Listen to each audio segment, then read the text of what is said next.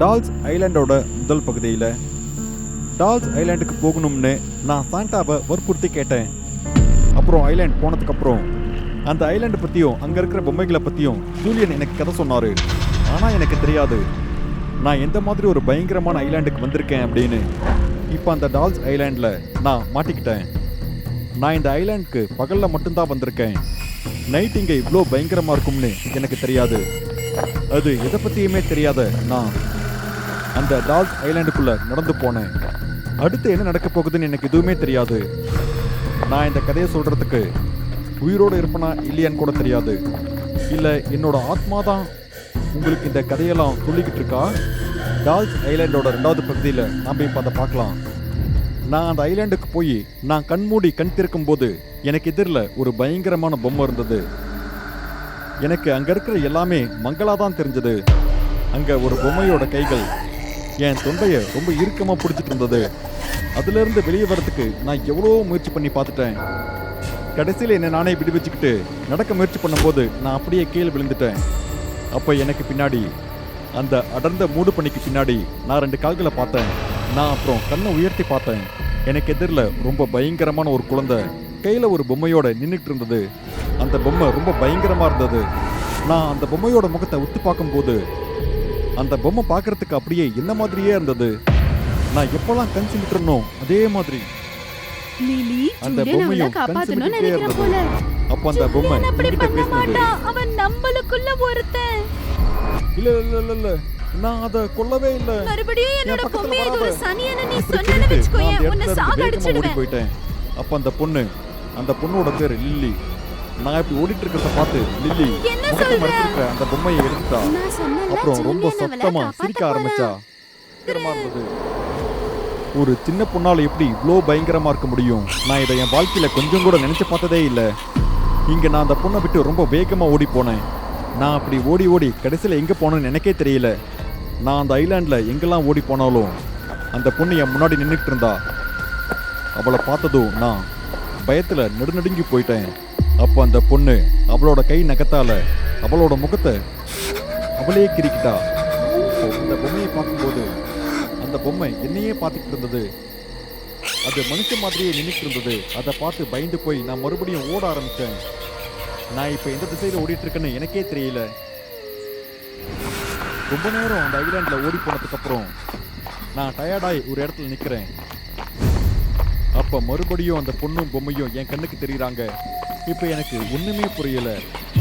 இந்த பொண்ணும் பொம்மையும் நான் எங்கே போனாலும் எதுக்கு என் முன்னாடி நின்றுட்டு இருக்காங்க அப்படின்னு. நான் அந்த இடத்துல மாட்டிக்கிட்டேன் அப்படின்னு எனக்கு புரிய வருது. அப்புறம் நான் ரொம்ப களைச்சி போய் அதே இடத்துல விழுந்துட்டேன். அப்புறம் அடுத்த நொடியே அங்கே சுற்றியும் முத்தியும் பார்க்குறேன். அதை பார்த்து நான் அப்படியே அதிர்ந்து போயிடுறேன். ஏன்னா எனக்கு எதிரில் அந்த ஐலாண்டில் இருக்கிற எல்லா பொம்மைகளும் ரொம்ப பயங்கரமாக என் முன்னாடியே நின்றுட்டு இருந்தது. அது எனக்கு தெரிஞ்சது. இப்போ சாவி எனக்கு நிச்சயம் அப்படின்னு எனக்கு தோணிக்கிட்டே இருந்தது. எப்படியாவது இந்த இடத்துல இருந்து தப்பிச்சு போகணும்னு நான் யோசிச்சுக்கிட்டே இருந்தேன். லில்லியோட வாயிலிருந்து நான் இதை கேட்டதும் நான் அப்படியே நடுநடுங்கி போயிட்டேன். என்னால் அந்த இடத்துல எழுந்து கூட நிற்க முடியல. நான் எழுந்து நிற்கும் போது அந்த பொம்மை அப்படியே என்னை நோக்கி வந்தது. அப்புறம் அந்த பொம்மை ஏறி என்னோட தொண்டையை பிடிச்சிக்கிச்சு. அப்புறம் என் காது கிட்ட வினோதமா சத்தம் போட ஆரம்பிச்சது. நான் நிலை தடுமாறி மறுபடியும் கீழே விழுந்துட்டேன். அந்த பொம்மை என் நெஞ்சு மேலே உட்காந்துட்டு மறுபடியும் கத்த ஆரம்பிச்சது. அந்த பொம்மையோட வாயிலிருந்து ரொம்ப கூர்மையான பற்கள் வெளியே வர ஆரம்பிச்சது. அப்புறம் அந்த பொம்மைக்கு நகமும் வளர ஆரம்பிச்சது. அப்புறம் அந்த பொம்மை ரொம்ப சத்தமா சிரிக்க ஆரம்பிச்சது. அந்த பொம்மை அப்படி சொன்னதை கேட்டு நான் அப்படியே நடுநடுங்கி போயிட்டேன். அந்த ஐலாண்ட்ல இருந்து வெளியே போறதுக்கான எந்த வழியும் எனக்கு தெரியல. அப்புறம் எப்படியோ கஷ்டப்பட்டு நான் அந்த பொம்மையை பிடிச்சு நான் அதை தூரமா தூக்கி வீசிட்டேன். அப்புறம் நான் மறுபடியும் விழுந்து அந்த காட்டுக்குள்ள மறுபடியும் நான் ஓட ஆரம்பிச்சேன். நான் அந்த பொம்மையை தூரமா தூக்கி வீசினதுக்கு அப்புறம் அந்த பொம்மைக்கு இப்ப உயிர் இல்லை. இதை பார்த்த லில்லிக்கு ரொம்ப கோவம் வந்துடுது. அப்புறம் அவ கத்த ஆரம்பிச்சா. நான் அது எதையும் பொருட்படுத்தாம ரொம்ப வேகமா ஓடிக்கிட்டு இருந்தேன். லில்லியோட அந்த அலறல் சத்தம் இன்னும் என் காதுக்கு தெளிவா கேட்டுக்கிட்டே தான் இருந்தது. லில்லி அப்படி சொல்லி முடிச்சதும் அந்த தீவுல இருந்த எல்லா பொம்மைகளும் ஒவ்வொன்னா வெளியே வர ஆரம்பிச்சது. அது எல்லாமே அவளை நோக்கி போயிட்டு இருந்தது. அதுங்கெல்லாம் ஒரு ஜோம்பி மாதிரியே இருந்ததுங்க. கண்ணிமைக்கிற நேரத்துல அதுங்க எல்லாமே லில்லியை நோக்கி போய் எல்லாமே ஒண்ணு கூடிடுதுங்க. நான் அப்படியே மிதி மிதுவா ஓடி ஓடி ஜூலியன் குடிசைக்கிட்ட போயிட்டேன். நான் மெதுவா அந்த குடிசைக்குள்ள போய் பார்த்தேன். அந்த குடிசையில இருந்த எல்லா பொருட்களும் ரொம்பவே பழமையான பொருட்கள். அப்புறம் அந்த குடிசையோட சுவர்ல இங்க இருக்கிற பொம்மைக்கு எந்த ஒரு இடையூறும் ஏற்படுத்தக்கூடாதுன்னு எழுதியிருந்தது. ஆனா லில்லிக்கு ரொம்ப பிடிச்ச ஒரு பொம்மையை திருட தான் நான் இங்க வந்தேன். லில்லிக்கு அந்த பொம்மைனா ரொம்பவே பிடிக்கும். அந்த பொம்மை ஒரு கல்லறைக்கு பக்கத்துல அலங்கரிக்கப்பட்டிருந்தது. அந்த பொம்மை தான் அங்க நடந்த எல்லா பிரச்சனைக்கும் காரணம். நான் அந்த குடிசைக்குள்ள இருக்கும்போது என்ன பண்றதுன்னே எனக்கு தெரியல. நான் எதுவும் தெரியாம மண்டையை சுரிஞ்சுக்கிட்டு நின்றுட்டு இருந்தேன். அப்புறம் அந்த குடிசையோட ஒரு மூலையில போய் நான் உட்காந்துக்கிட்டேன். அப்ப திடீர்னு எனக்கு எதிரில் நான் ஜூலியனை பார்த்தேன். ஆனா பல வருஷங்களுக்கு முன்னாடியே ஜூலியன் இறந்து போயிட்டாரு. நீங்களா? நீங்க எப்படி இருக்கீங்க? இங்க என்ன நடந்துட்டு இருக்கு? என்ன எதுவும் பண்ணிடாதீங்க. எனக்கு எந்த பொம்மையும் வேண்டாம். நான் ஒரு பேராசையில இந்த இடத்துக்கு வந்துட்டேன். தயவு செஞ்சு என்னை இங்கிருந்து போக விடுங்க. பயப்படாத, நான் உன்னை ஒண்ணுமே பண்ண மாட்டேன். ஆனா நீ இந்த இடத்துக்கு பொம்மை திருடணுங்கிற எண்ணத்துல வந்திருக்கவே கூடாது. மார்க்கெட்ல இந்த பொம்மைக்கு ரொம்ப விலை கொடுக்குறாங்க. நான் அந்த பேராசையில் தான் இங்க வந்துட்டேன். உண்மையிலேயே இங்க இருக்கிறதெல்லாம் சதிக்கப்பட்ட பொம்மைன்னு எனக்கு தெரியாம போயிடுச்சு. நான் அந்த பொம்மைய கோவத்துல தூக்கி போட்டு உடைச்சிட்டேன். அந்த ஒரே காரணத்துக்காக இந்த தீவு என்ன கூட உயிரோட விடல. இனி நீ தப்பிக்கிறதுக்கு வாய்ப்பே இல்ல. நீ இங்க இருந்து உயிரோட திரும்ப போறதுக்கு கொஞ்சம் கூட சான்ஸே இல்ல. ப்ளீஸ் தயவு செஞ்சு எனக்கு உதவி பண்ணுங்க. நீ ஒரு நல்ல ஆத்மா. தயவு செஞ்சு என்னை காப்பாத்துங்க. ப்ளீஸ் என்னை காப்பாத்துங்க. நான் சத்தியமா சொல்றேன், நான் மறுபடியும் இந்த தீவு பக்கம் தலை வச்சு கூட படுக்க மாட்டேன். இறந்து போன ஒரு மனுஷனால உயிரோட இருக்கிற ஒரு மனுஷனை எப்படி காப்பாற்ற முடியும்? எனக்கு எந்த ஒரு சக்தியும் இல்ல. நான் சும்மா இந்த குடிசையை சுத்தி சுத்தி அப்படியே வாழ்ந்துகிட்டு இருக்கேன். நல்லா யோசிச்சு பாருங்க. என் உயிரை காப்பாத்துறதுக்கு கண்டிப்பா ஏதாவது ஒரு வழி இருக்கும். ப்ளீஸ் எனக்கு உதவி பண்ணுங்க.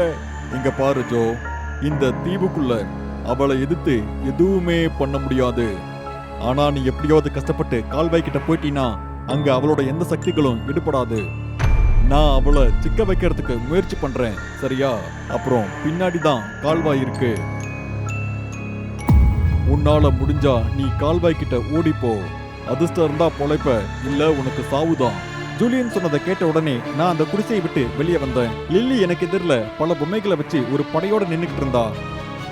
சபிக்கப்பட்ட பொம்மை அவளோட கையில இருந்தது. ஆமா லில்லி, நீ சொல்றது உண்மைதான். நான் உங்குள்ள ஒருத்தன்தான். இந்த பாவப்பட்ட பொம்மை சொல்ற எதையுமே நீ நம்பாத. சரி சரி, நான் சொல்ல மாட்டேன். சரி, நான் சொல்ல மாட்டேன். ஜூலியன் உதவி பண்ணதால நான் ரொம்ப வேகமா கால்வாயை நோக்கி ஓடுனேன். நான் கரெக்டா கால்வாயில குதிக்கலாம்னு போகும்போது ஒரு பொம்மை வந்து அப்படியே என்னோட காலை பிடிச்சிருச்சு. அப்புறம் அந்த பொம்மை வந்து என் மேல உட்காந்துருச்சு. நான் அப்ப தூரத்துல இருந்து லில்லி வரத பார்த்துக்கிட்டே இருந்தேன். லில்லி சிரிச்சுக்கிட்டே என்ன நோக்கி வந்தா. அவ பின்னாடி மற்ற பொம்மைகளும் வந்துட்டு இருந்ததுங்க. நான் அந்த கால்வாய்க்கு ரொம்ப பக்கத்துல இருந்தேன். என் மேல இருக்கிற அந்த பொம்மைய என்னால எடுக்கவே முடியல. நான் ரொம்ப நேரம் முயற்சி பண்ணி பார்த்ததுக்கு அப்புறம் நான் அந்த பொம்மையோட கழுத்தையே பிடிச்சிட்டேன். அப்ப அந்த பொம்மையோட விரல்ல இருந்து விரல் நகங்கள் வெளியே வர ஆரம்பிச்சது. அந்த நகத்தால அது என்னோட கண்ணையே குத்திருச்சு. நான் அப்ப என்னோட முழு பலத்தையும் பயன்படுத்தி நான் அந்த பொம்மையை தூரமா தூக்கி வீசிட்டேன். அப்புறம் நான் எழுந்து நின்னு என் கண்ணில இருந்து ரத்தம் ஒழுகிட்டு இருந்தது. அப்படியே நான் மெதுவா பின்னோக்கி நடக்க ஆரம்பிச்சேன். அப்படியே என் கால் தடுக்கி நான் அந்த கால்வாயில விழுந்துட்டேன். நான் அப்படியே கண்களை மூடிக்கிட்டேன். நான் ஆரம்பத்துல எந்த இடத்துல படகுல ஏறணுனோ அந்த இடத்துல இருந்தேன். அப்போ சாண்டா 2 போலீஸ்காரங்க கிட்ட பேசிட்டு இருந்தாரு. நான் என்ன பண்ண சார்? நான் எவ்வளவோ சொல்லி பார்த்தேன். அந்த முட்டாள் என் பேச்சை கேட்கவே இல்லை. நான் நைட் அங்கே போனேன் சார். ரொம்ப நேரமாக வெயிட் பண்ணி பார்த்தேன்.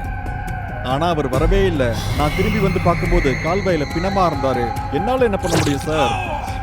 இதுக்கெல்லாம் என்னால் பொறுப்பேற்றுக்க முடியாது சார். சாண்டா அந்த போலீஸ்காரங்க கிட்ட இப்படியெல்லாம் பேசிட்டு இருந்தாரு. அப்புறம் என் பின்ன இருக்கிற இடத்துக்கு அவர் வந்தாரு. ஆமா, என்னோட பிணம்தான். என்ன லில்லியோ இல்லை அந்த சபிக்கப்பட்ட பொம்மையோ கொள்ளல. என்னோட பேராசை தான் என்னை கொன்னுச்சு. இப்போ நானும் அந்த தீவில் பயம் இல்லாமல் சுற்றிக்கிட்டு இருந்தேன். அப்புறம் ஜூலியனும் நானும் நல்ல நண்பர்கள் ஆயிட்டோம். ஏன்னா நாங்கள் 2 பேருமே ஆத்மாக்கள். எனக்கு இப்போவும் கூட லில்லியோட பொம்மையை பார்த்தா பயம். அவ பொம்மையை நான் எதுவும் பண்ண மாட்டேன். நீங்களும் கூட இந்த தீவுக்கு வந்தீங்கன்னா நீங்களும் நானும் ரொம்ப நல்ல நண்பர்கள் ஆகிறதுக்கு வாய்ப்பு இருக்கு. நீங்க இந்த தீவுக்கு வரீங்களா?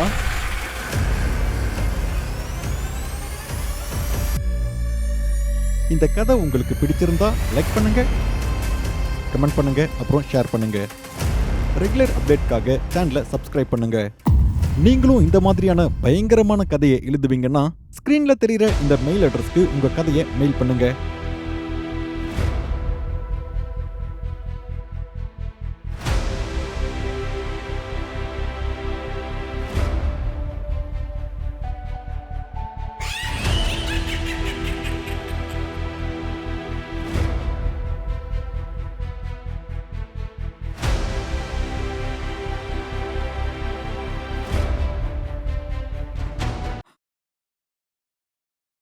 பயங்கரமா இருக்கிற இந்த மாதிரியான கதைகளை பார்க்கறதுக்காக டூடு டிவி ஹாரர் தமிழுக்கு உடனே சப்ஸ்கிரைப் பண்ணுங்க. அப்புறம் உங்களோட கதையும் இந்த உலகத்தில் இருக்கிறவங்க பார்க்கணும்னு நீங்க ஆசைப்பட்டீங்கன்னா உடனே டூடு டிவி மெயில் அட்ரஸ்க்கு உங்களோட கதையை அனுப்புங்க. அடுத்த பயங்கரமான கதை உங்களோட தான் இருக்கிறதுக்கும் வாய்ப்பு இருக்கு.